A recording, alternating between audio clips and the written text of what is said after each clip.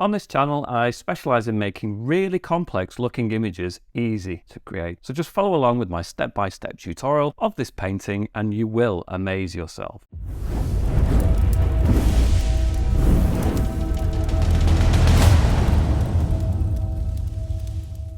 Okay, this tutorial is a lot easier than it looks, and I'm going to take you through all the stages step by step, so it's really simple to follow along. Now I'm using the app Procreate on the iPad, but if you have a different tablet or a different app, then I'm pretty sure you can follow along and still achieve success anyway. But within Procreate, I've opened one of their default A4 canvas sizes, which is 297 by 210 millimeters at 300 dpi. Make sure it's set to the millimeters and not the pixels. In terms of the color profile, I'm using the sRGB, the code that ends in 2.1, here on the list within Procreate. And the brushes I'm going to be using are the free ones within the app itself. So I'm going to be using within the airbrushing section, the soft brush at the top, maybe the medium brush a little bit. And then within organic, I'm going to use the rainforest brush.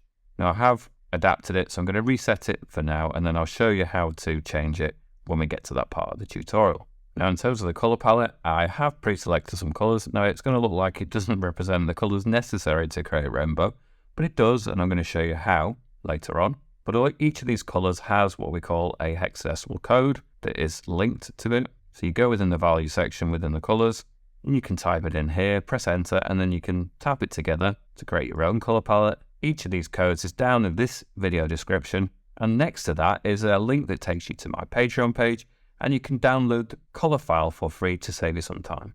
And that's obviously where you can support this channel's content and also gain access to exclusive tutorials over there as well. And with all that said and done, let's get started. So the first thing I'm going to do, keep it really straightforward. I'm going to go to my first color on the top row. I'm going to drag from the little circle into the canvas, and it's going to flood fill, get rid of that white background. So now it's instantly a little less intimidating. I'm going to create a new layer. Layer 2, I'm going to go to the plus symbol, within layers, tap on the plus, we've got layer 2. Go to my colors, I'm going to choose the second color, which is a slight little bit darker than the original. I'm going to go to my brushes, within organic, I'm going to use the rainforest brush, I'm going to tap on it, and within the stroke path settings, I'm going to change the spacing from 27% to about 35%, and you can probably see in that visualization, it's just started to spread out the little parts of that texture a little bit more. So we get more gaps. I just think it makes for a slightly better texture. I'm going to reduce the size of the brush to 3%, keep it at 100% opacity. Initially, probably about a third of the way up. I'm just going to draw a line. Now if you snap, it holds to a straight line. So you can just make sure that you've got it nice and horizontal. Then I'm just going to go in and I'm just scribbling. Maybe I'll turn it down a little bit actually, so it's just into the 2%. I'm going to create some trees here and there. I just want to create a little bit of variety of height. Something like this. If there's too many gaps, you can just go in and just fill it in a little bit more, like this. I'm going to do more colors below this point anyway, so it doesn't really matter too much. Go to that layer, tap on the little N, and I'm going to reduce the opacity to about 50%, 50. And then I'm going to go to the adjustments over on this side, Gaussian blur, and I'm going to slide that across to about the 5%. And it just really subdues it. It's quite subtle now. It's still there, but it's really soft and very faint. So I'm going to create a layer on top of that. So now we're on layer 3. We're still going to use the same color, but when we use it a second time, it's just going to appear a little bit darker. So I'm going to turn the brush down to the lowest part of 2%. And we're just going to be a little bit more controlled. We don't want the same shapes. We want some of the background to kind of peek through in places. So we can have things that dip down a little bit more here. You can probably tell I'm just scribbling it in. I'm not taking any particular care with this. Maybe some bits are going to be taller, higher up. Just create some interesting kind of shapes and trees. You could always turn the size of the brush up a little bit again to 3%. That will automatically create some bigger gaps, some bigger shapes for you. Wouldn't spend too long on that. It's quite a simple element, quite straightforward. Fill it in a bit more if you prefer to. You could even turn the brush up to do that, 5%, blot it in. Then you can really just focus your eye on that top bit where they start to separate and split into different tones. Really easy. I'm going to go back to the adjustments, Gaussian blur, blur it in a little bit, not quite as much. I'm going to do it to only 3% this time.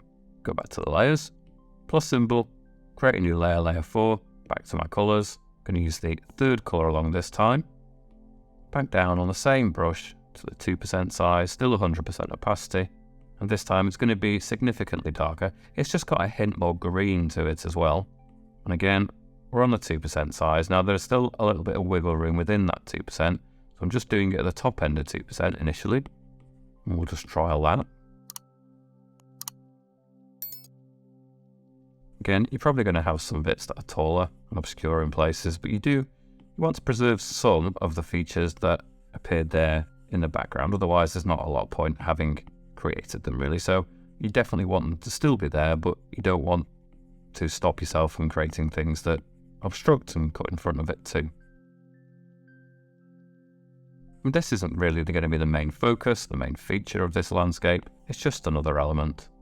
Turn it up if you just want to start to blot in the bottom area, whatever you feel works. Adjustments, Gaussian blur. I'm going to blur it into about 2% this time. And if I wanted to go in with a smaller brush, lower on the 2%, I could go in there and just refine some smaller trees and details if I really wanted to be just a little bit more picky, but I'm not too bothered. I'm going to go back to my layers, plus symbol again, layer 5, back to my colours. I'm going to go to the fourth colour along. I'm going to change brush this time to airbrushing, probably the soft brush again. I've got the medium brush there as an option, but to be honest, I think we'll stick with the soft brush. So 2% size, top end, down to about 30% opacity. And then I'm just going to start bringing in some kind of line that cuts across over here. Doesn't need to be overly neat or considered. Not a problem if it isn't at all. Maybe I'll just, now I've got it established, put it up to 4%. I'm just lightly kind of grazing the screen, allowing some little patches to emerge as well. That's absolutely fine. Bring those in a little bit and go back to my colours. I'm going to stay on the same layer, but I'm going to go to the fifth colour. I'm going to reduce the size of the brush back down to the 2% again. And in fact, the smallest part of 2%. And I'm just going to allow it to highlight some bits a little bit more than others.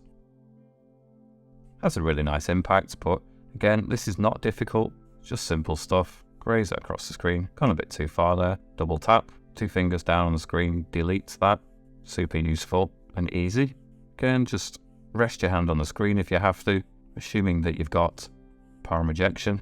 If you don't, just try and hover best you can and just build some kind of layers of interest into this. Okay, that will do initially.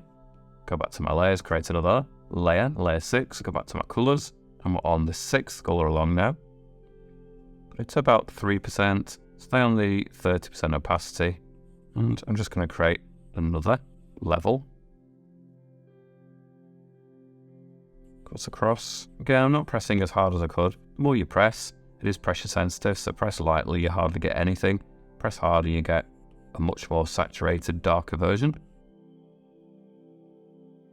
Maybe I'll just increase the size of that up, just start to blot out some of this lower part. I think it helps just to see exactly what you've got in front of you. Just go over that a few times, in fact, why not?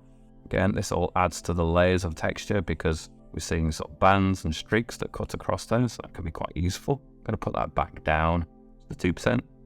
And then just along this top edge, just start to tap in a little bit more, maybe even turn the opacity down to 20%. Tap in some textures in this area. Go back to my colours, go to the 7th colour.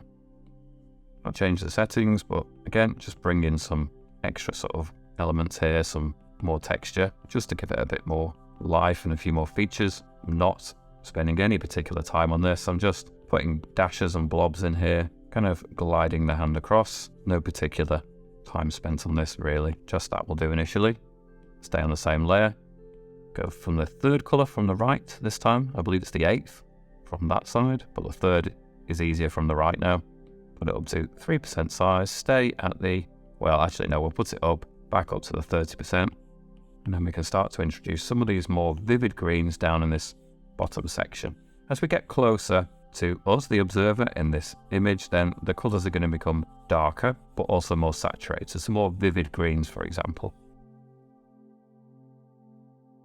Go back to my colours. Perhaps we'll create a new layer for this, layer 7. We've got a couple of darker colours, so one's more of a brown, lighter brown, and then a darker brown. We'll go for the second from the right first. Maybe put the brush down to the 2%, low on the 2%. We're still at the 30% opacity. And we're just going to bring some streaks, just to create bands of separation in this grass.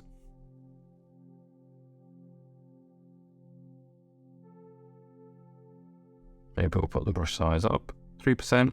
We tap in some blobs that kind of represents lumps and tufts in the grass. Again, none of it is particularly challenging to do, just takes a few moments to put in this kind of texture. Maybe we could go back to the organic rainforest brush with this set to, well, 3% size, still down at the 30% opacity, and we could use that to start creating some of the texture for us too. Especially when we come down into this more foreground, you're going to start to notice the individual textures a little bit more. So we can use that to our advantage. Maybe we can put it up 4%, get some bigger shapes in here. I think that's going to work really nicely for us. Let's go to the last colour, especially in this bottom area. Start to press a bit more, build some more of that in. It's quite a gloomy landscape, this, and I think that's quite important. If you really want the rainbow to pop and have something to contrast against, I think you need to have the kind of gloom of a rainy day, really, because let's face it, you're not going to get a rainbow unless you have both sun and rain in the landscape. And if you're going to have rain, then you're going to have clouds, and it's going to create that kind of gloomy mist. So I'll just turn that down to, I'll put it down to 2%. Again, just graze across, gliding and tapping, all in kind of one motion. And we'll do it a bit higher up as well. We'll just start to build up the textures. Go back to my colours. Got a nice green here. So maybe we'll create another layer for this. I like to keep things separate. I think it just helps if you need to go back and adjust things. It's good to have separate layers. So we're on the bottom, or sorry, the middle row of colours. The first colour on this brand new layer, layer 8. We're still on the rainforest brush. 2% size, 30% opacity. And we've got more vivid greens now as we come really close up. So just bring some of this cuts across. We might just go back in a moment and just bring out some of the saturation in the distant areas, or the lightness rather. But first of all, we're just going to run through these colours. So we've got this next colour, the black, and perhaps we'll put the opacity on this up to about 50. This is really going to be quite significant, especially in the more foreground areas, because these black colours are really going to start popping through now. Let's just bring them in into this lower region. Maybe turn it down, lowest part 2%, bring a couple of kind of stripes in there, something like this. You can play around with this texture. It doesn't have to be an exact imitation of what I've got here, but you kind of get the idea. We just want it to look like a natural kind of grass and field and just things taking place in this area. Go back to the colours, got this light brown. We're on the same rainforest brush, put it to 3%, tap a bit of this in as well. Let's just merge it in with that dark colour a little bit more. We can have it back here as well. And then last colour on the end. Just control this a little bit more, back down to 2%. Still on 50% opacity, so this is going to be quite powerful, so just need to be mindful of that. And just allow it to bring some highlights here and there, just be a little bit more sparing with it. Tap it in places. It's going to have an impact, but we don't want it to be just totally consuming the areas.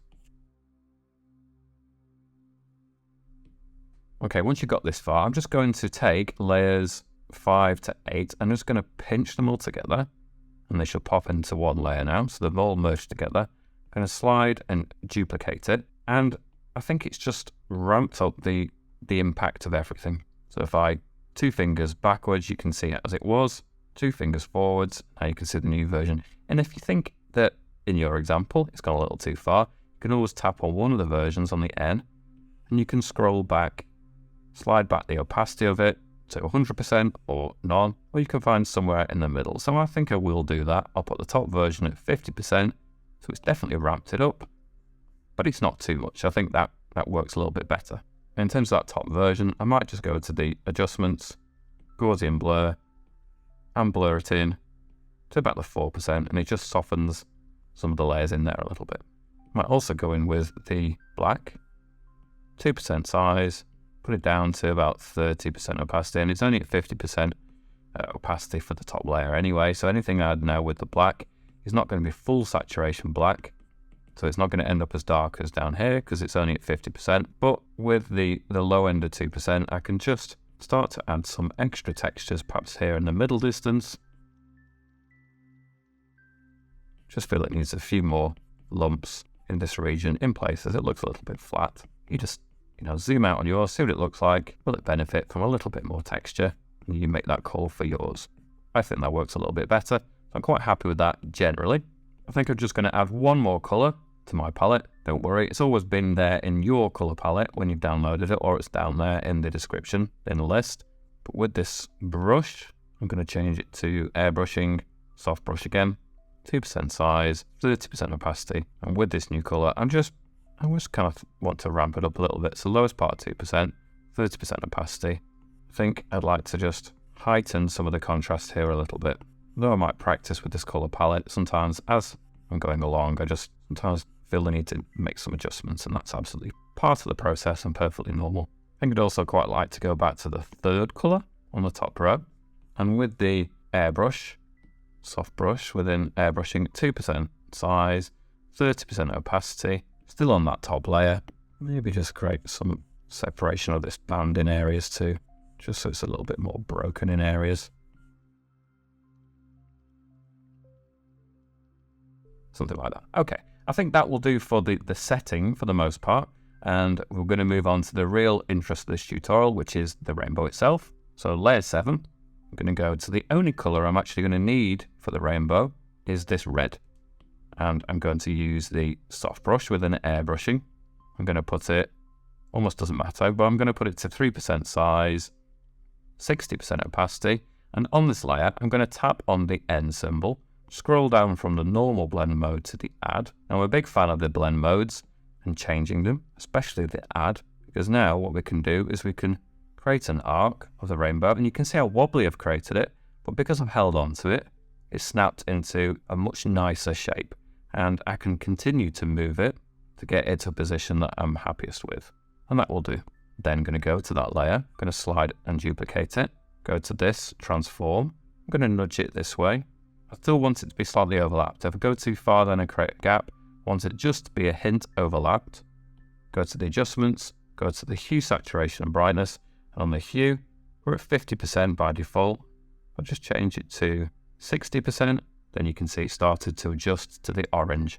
And I go to that layer, slide, duplicate, transform again, nudge it that way so that it doesn't reveal a gap. There's a hint of an overlap. Adjustments, hue, saturation and brightness, from 50 to 60, back to the layers, duplicate, transform, and you can get the idea now. We're just going to keep doing that. Don't want a gap, a slight overlay, adjustments, hue, saturation, brightness from 50% up to 60. Probably a couple more times.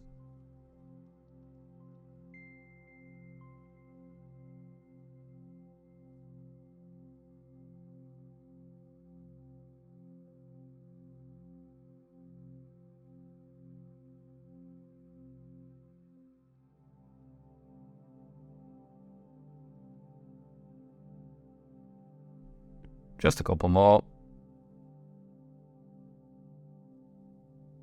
In fact, this is probably going to be the last one.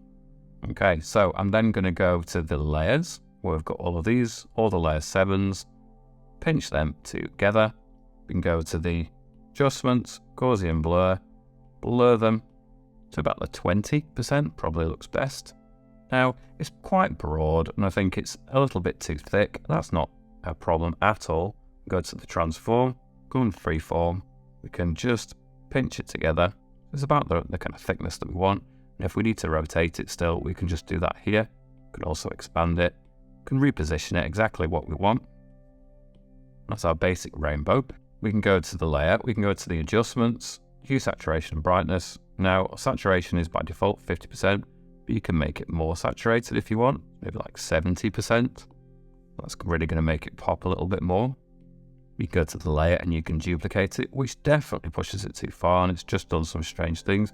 But you can tap on the A, And you can turn the opacity of the top layer down or up, depending on what you want. I might just put it up to 20%. I'm really going for a quite exaggerated version. I'm going to merge them together.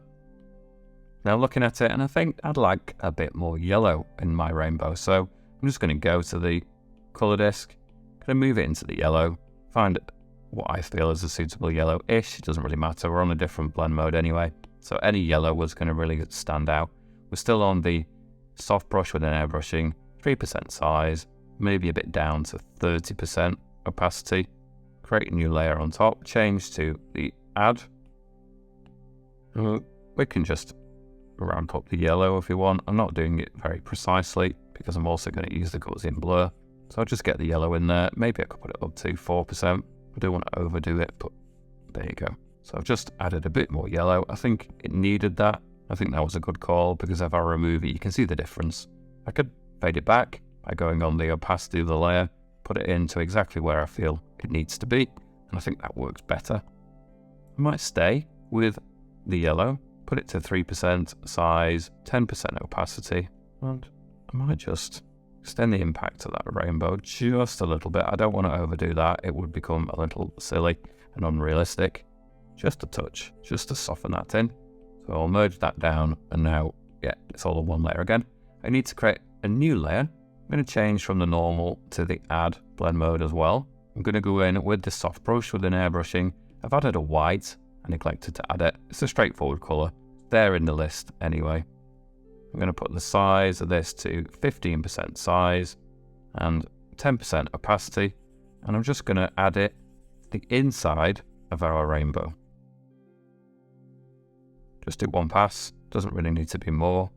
Then I'm going to turn it down to 8% and 5% opacity. And just as it gets nearer on this end, not too much, we don't want to lose the colors we've already created. Maybe not obliterate the purple. We can just go in there and then just gradually release the pressure as we get nearer and nearer into this middle section. It's a necessary part of a rainbow, yeah, and it just adds a bit more realism. We'll just soften it in. So adjustments, Gaussian blur. We can soften that in to about the 20%. I might just go over that purple a little bit actually. It should kind of blend in around that point. Then soften in a bit more. That works. I'm just looking at my rainbow again, and I think honestly it needs to be a little bit more blurred in. So back onto layer 7 where the rainbow is. Adjustments, Gaussian blur, and I do think take it to about the 15% blur, and yeah, I think that really has helped. It gives it a much more realistic soft impression, and I'm much happier with that. One final detail, go to the top layer, click the plus symbol, create a new layer with the soft brush with an airbrushing. I'm going to use this white again, 15% size, 20% opacity. I'm just going to do one band of that at the very top. Adjustments, Gaussian blur, blur that in to about the 40%, and I think it just brings a hint more transition there at the very top. Arguably it adds, or it doesn't add. I think it does, and so there we go. I'm going to leave this particular tutorial here at this point. If you've enjoyed watching and following along, please give this video a thumbs up, hit the subscribe, and don't forget the bell notification, and I shall catch you back here with another tutorial very soon. Thanks for watching, bye for now.